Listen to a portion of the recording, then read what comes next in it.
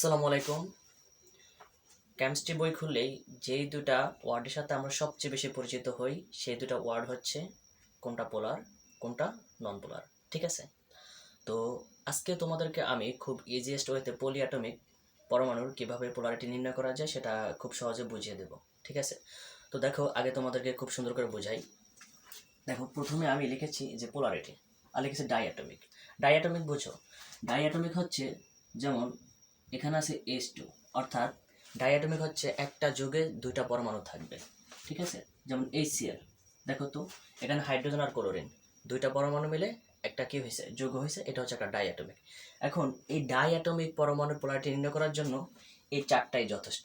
দেখো, এই চারটা থেকে কি লেখা আছে যে তড়িৎ ঋণাত্মকতা যদি জিরো হয় হবে বিশুদ্ধ সমযোজী, আর তড়িৎ ঋণাত্মকতার মান যদি জিরো থেকে বড় এবং 0.5 থেকে যদি ছোট হয় তাহলে সেটা হবে অপোলার সমযোজী।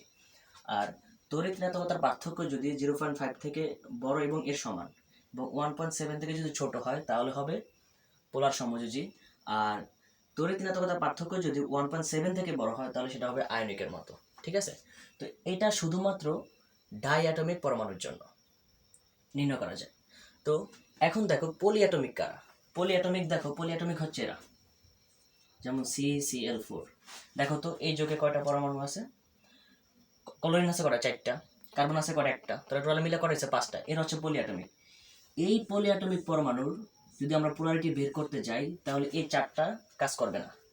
তো এই পলিঅ্যাটমিক পরমাণুর বের করার জন্য কি কি শর্ত লাগে এবং কত ইজিয়েস্ট ওয়েতে বের করা যায় সেটাই শেখাচ্ছি। এখন দেখো, এই পলিঅ্যাটমিক পরমাণু বের করার কয়েকটা শর্ত আছে। প্রথমটা হচ্ছে মুক্ত জোড় হলেই পোলার, অর্থাৎ যদি কোনো একটা যৌগে মুক্ত জোড় থাকে তাহলে সেটা অবশ্যই পোলার। তবে একটা কথা আছে, এর মধ্যে দুইটা কি হচ্ছে ব্যতিক্রম। দুইটা ব্যতিক্রম বলতে, দেখো এখানে এই যে জ্বালানির উপরে এখানে তিনটা মুক্তজোড় আছে। কয়টা মুক্তজোড়? তিনটা মুক্তজোড়। এখানে তিনটা মুক্তজোড় থাকা সত্ত্বেও এটা পোলার হবে না। হ্যাঁ, এটা ব্যতিক্রম। আরেকটা হচ্ছে এখানে দেখো, এখানে হচ্ছে যে তোমার জ্বালানির উপরে দুইটা মুক্তজোড় আছে, তাহলে এটাও কিন্তু তোমার পোলার হবে না। এদের উপরে মুক্তজোড় থাকা সত্ত্বেও পোলার হবে না। কিন্তু শর্তটা কি? মুক্তজোড় হলেই পোলার। কিন্তু এই দুটা ব্যতিক্রম। এই দুইটা বাদে আল্লাহর দুনিয়া যত যৌগ আছে তাদের উপর যদি মুক্তজোড় থাকে তারা পোলার। এবার সে 2 নম্বর অপশনে কি বলছে, সারাউন্ডিং অ্যাটম যদি সেম হলে সেটা নন পোলার। আচ্ছা, সারাউন্ডিং অ্যাটম বলতে কি বুঝি আমরা? দেখো, সারাউন্ডিং অ্যাটম হচ্ছে যেমন মিথেন, এখানে আমি লিখি মিথেন হচ্ছে একটা যৌগ এবং এই কার্বন হচ্ছে কেন্দ্রীয় পরমাণু এবং কার্বনের চারটা হাতে চারটা কি আছে? এইচ পরমাণু আছে। কার্বনের চারটা হাতে চারটা এইচ পরমাণু। এখন দেখো তো, এই যে কার্বনের চার হাতে যে চারটা পরমাণু আছে এরই হচ্ছে সারাউন্ডিং অ্যাটম। এখন দেখো, সারাউন্ডিং অ্যাটম কি আছে? সেম আছে না? যদি এরকম সেম থাকে তাহলে সেটা হবে নন পোলার। আর যদি সারাউন্ডিং অ্যাটম যদি ভিন্ন হয় তাহলে হবে পোলার। তো এবার চলো আমরা কিছু উদাহরণ করি। উদাহরণগুলো দেখো। তো প্রথমটা হচ্ছে যে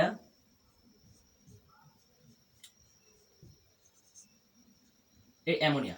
এখন দেখো তো, অ্যামোনিয়ার উপরে কি আছে? মুক্তজোড় আছে, একজোড়া মুক্তজোড় আছে। তাহলে এটা অবশ্যই পোলার হবে, কারণ মুক্তজোড় থাকলেই কি পোলার। ঠিক আছে? এর হচ্ছে যে কি পলিঅ্যাটমিক পরমাণুর ক্ষেত্রে। আসি 2 নম্বরটা। দেখো পানি, পানিও কিন্তু একটা পোলার। পোলার কেন? কারণ অক্সিজেনের উপরে দুইটা মুক্তজোড় আছে। মুক্তজোড় থাকলে কি হবে? পোলার হবে। ঠিক আছে? চলো এবার আমরা আরেকটা যৌগ হিসাব করি, সেটা হচ্ছে যে তোমার SO3। ঠিক আছে? এখন দেখো, এখানে সালফারের উপরে মুক্তজোড় আছে? নাই। তাহলে দেখবো এবার সারাউন্ডিং অ্যাটম সেম আছে কিনা। তো দেখো এখানে, দেখো সারাউন্ডিং অ্যাটম বলতে তো দেখো এখানে অক্সিজেন কয়টা বলো তো? 3টা। এবং এদের সারাউন্ডিং অ্যাটম সেম। দেখো তিন পাশে কি আছে? তোমার অক্সিজেন আছে। তাহলে এটা নন পোলার। এটা কি হবে? এটা নন পোলার। মুক্তজোড় যদি না থাকে আর সারাউন্ডিং অ্যাটম যদি সেম হয় তাহলে সেটা হবে কি? নন পোলার। ঠিক আছে? এবার আরেকটা দেখো, সেটা হলো গিয়ে BF3। আচ্ছা চলো BF3টা একটু বোঝাই। BF3, এখন দেখো এর উপরে কি নাই? মুক্তজোড় নাই। তাহলে মুক্তজোড় যদি না থাকে তাহলে আমি দেখবো সারাউন্ডিং অ্যাটম সেম আছে কিনা। দেখো এখানে ফ্লোরিন। তাহলে এবার দেখো বোরনের 3 পাশে 3টা ফ্লোরিন, তার মানে কি 3 পাশে ফ্লোরিন আছে, তার মানে কি সারাউন্ডিং অ্যাটম সেম। তো সারাউন্ডিং অ্যাটম যদি সেম হয় তাহলে এটা হবে নন পোলার। এটা হবে নন পোলার। ঠিক আছে? তাহলে আরো কিছু উদাহরণ দেখাই। আরো কিছু উদাহরণ হলো যেমন এইবার আমরা একটু, যেমন CH Cl3। আচ্ছা দেখো তো, এখানে কি মুক্তজোড় আছে? না। তাহলে এইবার দেখবো সারাউন্ডিং অ্যাটম সেম আছে কিনা। দেখো কার্বন, এখানে কেন্দ্রীয় পরমাণু হচ্ছে কার্বন। এবার কার্বনের 3 হাতে 3টা ক্লোরিন থাকবে, আর 1 হাতে একটা হাইড্রোজেন থাকবে। এবার দেখো তো সারাউন্ডিং অ্যাটম সেম আছে কিনা। না, সারাউন্ডিং অ্যাটম সেম নাই। সারাউন্ডিং অ্যাটম যদি সেম হইতো আর যদি মুক্ত জোর যদি না থাকতো তাহলে হয়তো নন পোলার। কিন্তু এইবার দেখো যেহেতু সারাউন্ডিং অ্যাটম ভিন্ন, তাহলে এটা হবে পোলার। এটা কি হবে? পোলার। ওকে, এটা ডান। এবার চলো আমরা আরো কিছু উদাহরণ দেখব, ঠিক আছে? তো চলো এগুলো একটু মুছে ফেলি।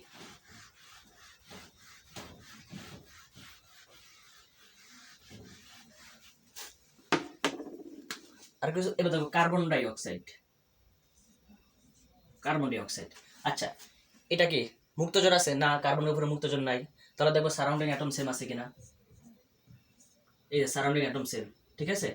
কারণ কার্বনের 2 পাশে 2টা অক্সিজেন, সারাউন্ডিং অ্যাটম সেম, তাহলে এটাকে বলা যাবে নন পোলার। ওকে, তাহলে এবার আরো কিছু উদাহরণ দেখি। দেখো এর উপরে কি আছে? এই যে SO2, এর উপরে কি আছে? মুক্তজোর আছে, তাহলে এটা অবশ্যই পোলার। মুক্তজোর থাকলেই পোলার। চলো আরো কিছু উদাহরণ দেখি, যেমন BeCl2। BeCl2, আচ্ছা দেখো তো এর উপরে মুক্তজোর আছে? না। তারপর দেখি সারাউন্ডিং অ্যাটম সেম। হ্যাঁ দেখো ক্লোরিনের 2 পাশে 2টা ক্লোরিন, তাহলে সারাউন্ডিং অ্যাটমও সেম, তারপর মুক্তজোর নাই, তার মানে এটা হচ্ছে নন পোলার। ওকে, আচ্ছা 6 নাম্বার। 6 নাম্বার হলো যা SF6। আচ্ছা SF6, এবার দেখো তো সালফারের উপরে কোনো মুক্তজোর আছে? না। তাহলে কি দেখবো? সারাউন্ডিং অ্যাটম সেম আছে কিনা। হ্যাঁ, সারাউন্ডিং অ্যাটম কি তাও সেম। দেখো ফ্লোরিন 6, সালফারের 6টা হাতে 6টা ফ্লোরিন, তার মানে সারাউন্ডিং অ্যাটম সেম, মুক্তজোর নাই, তার মানে এটা হবে নন পোলার।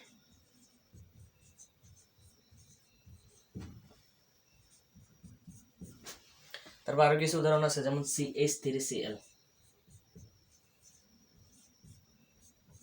দেখো এখানে কি কার্বনের উপরে কোনো মুক্তজোর আছে? না। তাহলে দেখো সারাউন্ডিং অ্যাটম সেম আছে কিনা। তো দেখো সারাউন্ডিং অ্যাটম, এখানে কেন্দ্রীয় পরমাণু হচ্ছে কার্বন। এখন কার্বনের কয়টা হাত? 4টা হাত। এখন দেখো হাইড্রোজেন আছে কয়টা হাতে? 3টা হাতে, কারণ 3টা হাইড্রোজেন 3 হাতে দিয়ে দিব। 3টা হাইড্রোজেন 3 হাতে, আর ক্লোরিন দেবো কি আরেকটা হাতে। তাহলে দেখো তো সারাউন্ডিং অ্যাটম এবার কিন্তু ভিন্ন, ঠিক আছে?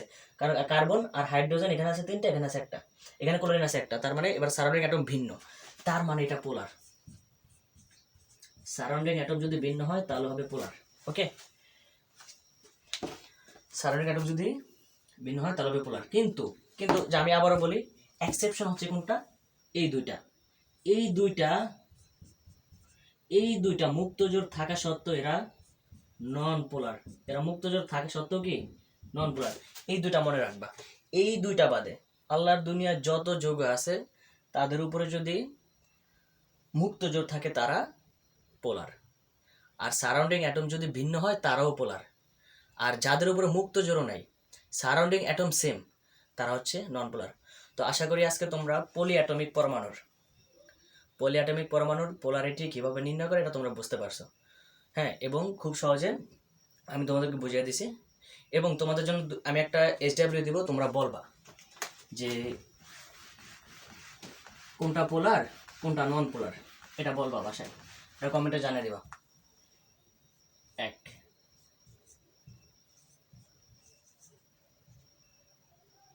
PCl3, 2 PCl5। এদের মধ্যে কোনটা পোলার কোনটা নন পোলার এটা তোমরা কমেন্টে জানাবা, ঠিক আছে? তো আশা করি তোমরা পোলারিটি নিয়ে আর কোনো তোমাদের ঝামেলা হবে না, তোমরা ঠিকঠাক মতো বুঝতে পারতেছো। তো আল্লাহ হাফেজ, ভালো থাকো সবাই।